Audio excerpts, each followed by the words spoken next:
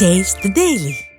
நாகப்பட்டினம் மாவட்டம் நம்பியார் நகர் பகுதி மீனவர்களுடன் அதிமுக பொதுச் செயலாளர் எடப்பாடி கே பழனிசாமி பல்வேறு பிரச்சினைகள் குறித்து கேட்டறிந்தார். அவருடன் நமது தலைமை செய்தியாளர் ஜெயக்குமார் நடத்திய நேர்காணலை தற்போது பார்க்கலாம்.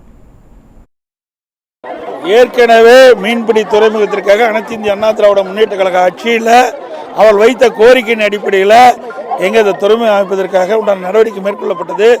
அரசின் சார்பாக 24 கோடி, இன்றைக்கு அவையில் சார்பாக 11 கோடி ஒதுக்கப்பட்டு பணிகள் துவங்கப்பட்டு நடைபெற்று வந்தது.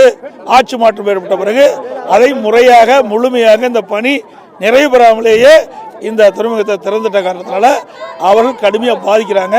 அந்த பாதிப்பிலிருந்து எங்களை காப்பாற்ற வேண்டும். மீண்டும் இந்த துறைமுகம் ஒரு நல்ல நிலையில் கொண்டாந்து எங்களுடைய போட்டெலாம் எந்த தடையும் இல்லாமல் வந்து செல்லக்கூடிய ஒரு சூழ்நிலை உருவாக்கி தர வேண்டும்னு கோரிக்கை வச்சுருக்காங்க. அந்த கோரிக்கை அதிமுக ஆட்சி நிறைவேற்றப்படும்.